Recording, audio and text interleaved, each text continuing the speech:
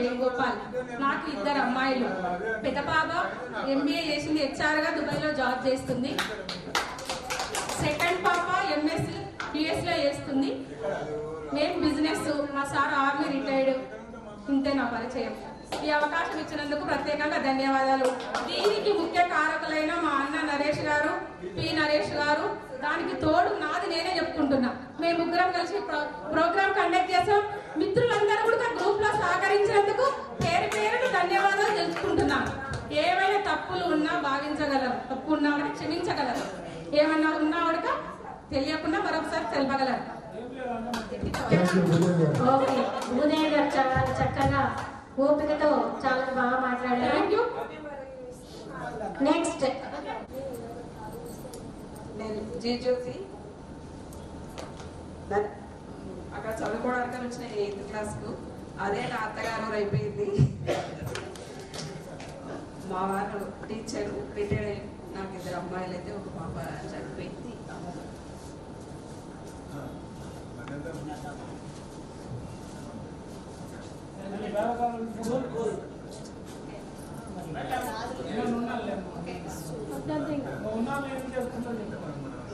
బాబాయ్ చేస్తుంటుంది.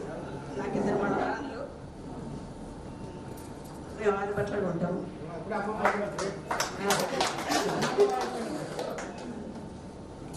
ఇంకా మన బాల్య విషయానికి వస్తానంటే అసలు మాకు చాలా జ్ఞాపకాలు ఉన్నాయనుకోండి.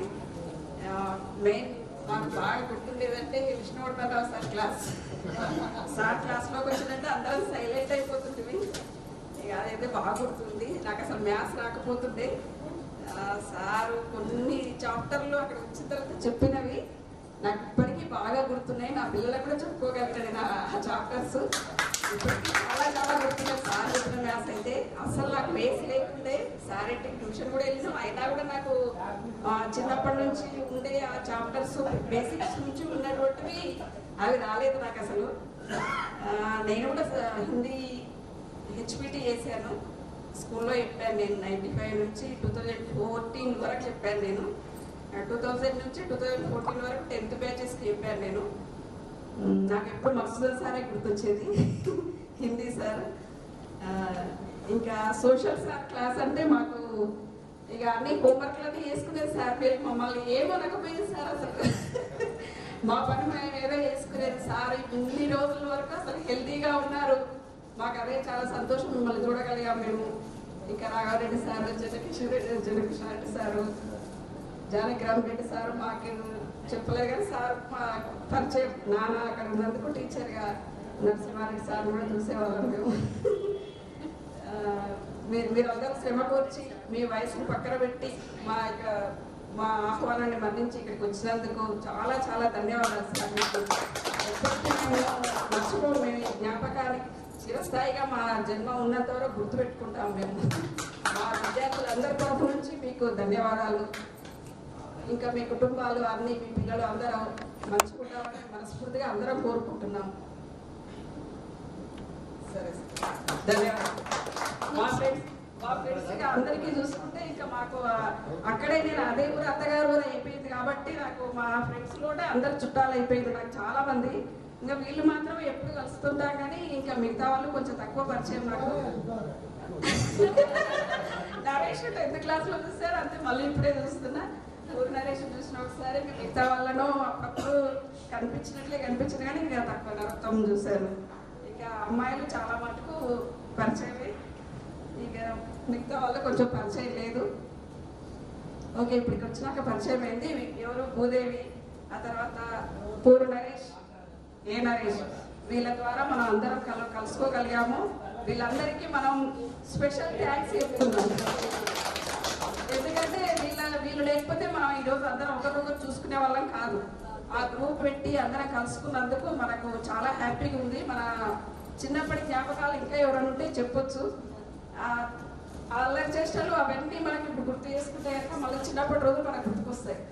అసలు నేను క్లాస్లో తప్ప స్కూల్లో 8 సంవత్సరాలు చేసినట్టే ఏ రోజు స్టేజ్ ఎక్కి మాట్లాడలేదు. ఈ రోజు నేను మాట్లాడుతున్నా. ఓన్లీ క్లాస్ వరకే నేను పర్ఫెక్ట్ టీచర్ అనిపించుకున్నాను. మంచి టీచర్గా గుర్తింపు తెచ్చుకున్నా. విద్యార్థులు ఇప్పుడు పెద్దలు, మరి నా పేరు సి వెంకటే పెద్దాపూర్. మా యొక్క పిల్లలు ఎస్ ప్రసన్న ఫ్యామిలీ డాక్టర్, అబ్బాయి MBA అయిపోయింది ఇప్పుడే. జాబ్ గురించి మన మిత్రుల అందరికీ నా యొక్క హృదయపూర్వక ధన్యవాదాలు.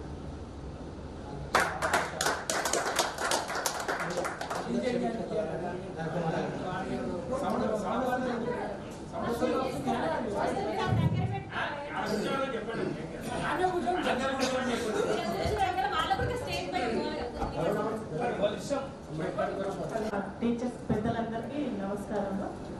నా పేరు వినోద, మా వారి పేరు తిరుపతి రెడ్డి. ఇద్దరు పిల్లలు. బాబు మణిదీప్ రెడ్డి యూఎస్లో హెచ్ఓలో జాబ్ చేసి అమెజాన్ కంపెనీలో జాబ్ చేస్తున్నాడు. పాప MBBS అయిపోయింది, పీజీకి ప్రిపేర్ అయిపోయింది.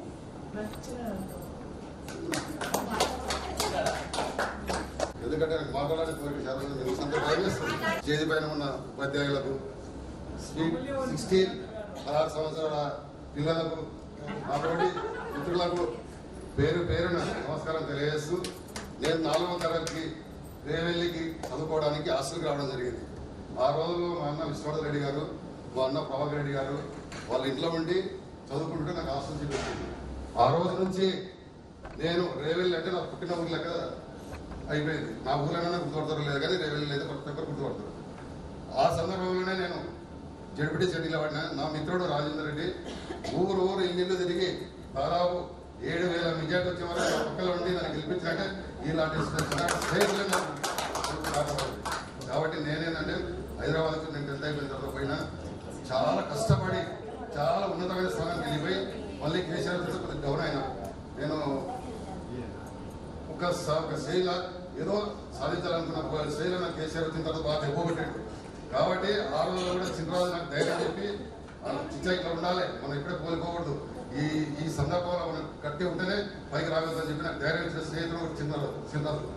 అదేవిధంగా నరేష్, తర్వాత సీనన్న ఎలక్షన్ల కోసం హైదరాబాద్ నుంచి రావడం జరిగింది. కొండలన్న కదా, కొండలను సీనన్న నా కోసం షాపులు ఇంటింటి ప్రచారం చేశారు. అంటే నా స్నేహితుడు కాబట్టి సార్ కూడా నాకు ఓటేసాడు సార్, కృష్ణారావు సార్ ఓటేసారు మాకు జడ్పీటీసీ. నేను జడ్పీటీసీలో ఉన్నా సార్, మీరు మా ఓటర్ సార్. ఏదిలా కాదు సార్ మీది. అయితే నా పేరు రాజేశ్వర రెడ్డి, నాకు ఒక కొడుకున్నాడు. మా భార్య మంచి చదువుకున్నది, హ్యాపీగా సెటిల్ అయినా ఉన్నతమైన స్థాయిలో ఉన్నాం. అందరూ అక్కడ ఉండాలని చెప్పి కోరుకుంటూ దేవుని కోరుకుంటూ సెలవు తీసుకుంటాం.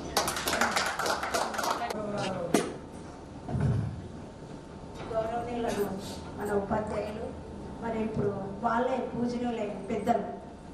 మరి మనకి మన ఉపాధ్యాయులందరూ రెవెన్యూలో మనందరము 89 బ్యాచ్ మనందరం రేవల్లి జడ్పీహెచ్ఎస్లో చదువుతున్నాం.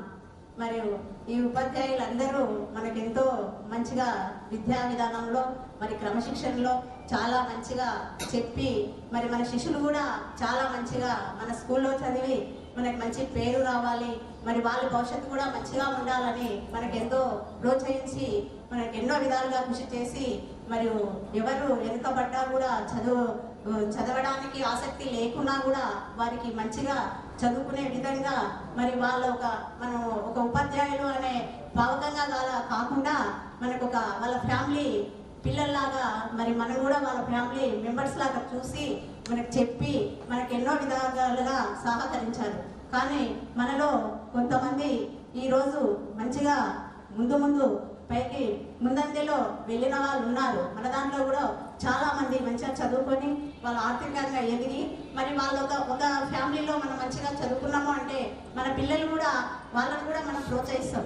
ఫస్ట్ తల్లిదండ్రుల పేరెంట్స్ వాళ్ళ క్రమశిక్షణనే మన పిల్లలకు పునాది. ఎందుకు అంటే ఇంట్లో తల్లిదండ్రి క్రమశిక్షణ లేని ఎడల వాళ్ళ పిల్లలను కూడా సరైన దారిలో చేసుకోలేదు. ఫస్ట్ బేసిక్ ఏంటంటే తల్లి తండ్రి ఏ విధంగా ఉంటారో వాళ్ళ పిల్లలను కూడా అదే విధంగా చేయాలని, వాళ్ళ భవిష్యత్తు కూడా ముందుకు రావాలని చూస్తారు. అందుకొరకు అందరూ కూడా మన పిల్లలు మంచిగా ఉండాలి, మంచిగా చదువుకోవాలి. ఇప్పుడు ఏమీ లేదు, మన ఆస్తులు అంతస్తుల కన్నా పిల్లల చదువు, వాళ్ళ సంస్కారం, వాళ్ళు మంచిగా చదువుకొని అంటే ఇదల్లా వాళ్ళు కొంచెము శ్రమతో కూడిన పని. మనందరూ ఫోన్ చేస్తే సరే ఒక్కొక్కరు ఒక విధంగా వచ్చాం, సరే బై నేను కూడా ఈరోజు లేట్ అయింది. ఎందుకంటే నాకు ముఖ్యంగా మా ఫ్యామిలీ వాళ్ళ పెళ్ళే ఉన్నది కాబట్టి నాకు రావాలి అనే మొత్తం దిగులు చెందకు మనిషి మదిలో మమతలేని చదువులెందుకు చదువు రాని వాడవని దిగులు చెందకు మనిషి మదిలో మమతలేని చదువులెందుకు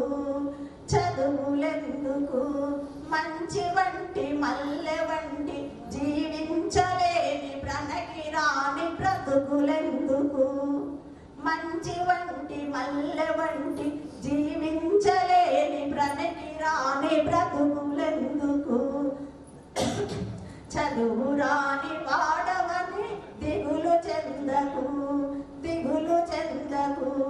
అడవిలో నెమలికెవ్వరాట నేర్పిరి కొమ్మ మీద కోయిలమ్మకెవరు పాట నేర్పిరి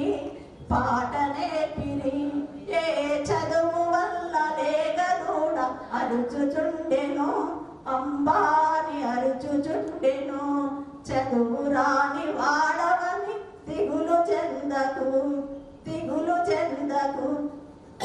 మనిషి మదిలో మమత లేని చదువులెందుకు మంచి వంటి మల్లె వంటి జీవించలేని ప్రణకి రాని బ్రతుకులెందుకు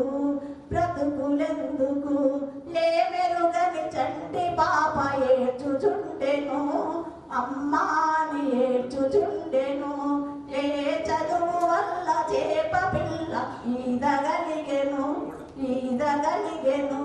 చదువు రాని వాడవనే దిగులు చెందకు మనిషి మదిలో మమత లేని చదువులెందుకు మంచి వంటి నా భార్య పేరు సవిత, నాకు కొడుకు intermediate first year Kona Rangareddy కొడుకు. నేను ఇప్పుడు ఎల్బినగర్లో నివాసం ఉంటున్నాను హైదరాబాద్. నేను ఇప్పుడు ఉపాధ్యాయ వృత్తిలో కొనసాగుతున్నాను. ఇక్కడికి వెళ్ళి నేను బీచ్ పల్లి చదివిన తర్వాత 10th మామూలు డిగ్రీ, బీఈడి, ఎంఎస్సి క్యాంపస్ అందరూ గ్రూపులు ఉన్నాయి. ఇప్పుడు కూడా అందరం కలుసుకుంటున్నాము. ఇప్పుడు హై స్కూల్ యొక్క విద్యార్థులు ఇప్పుడు గ్రూప్ అయినాము. సో యూనివర్సిటీలో చేసి ఎంఎస్సి మ్యాథ్స్ మీద ఎక్కువ మక్కువ.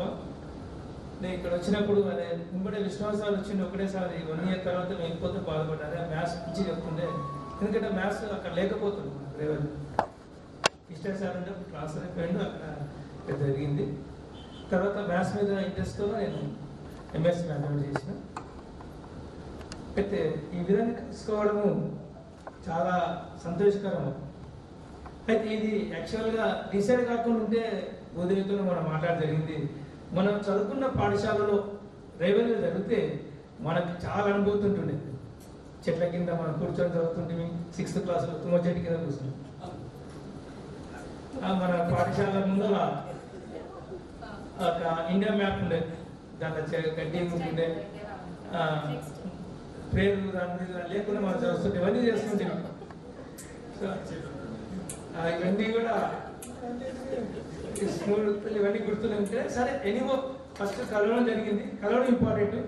కలిసిన తర్వాత నెక్స్ట్ మనం ఏం చేసుకోవాలన్నా అన్ని కలిసి చేసుకుందాము.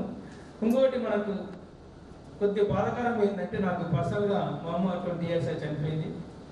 తర్వాత మన మిత్రులు కూడా చనిపోవడం జరిగింది. చాలా బాధాకరం. అయితే వాళ్ళు ఏమన్నా ఆర్థికంగా వెనుకబడి ఉండొచ్చు, ఉన్నా లేకున్నా మన యొక్క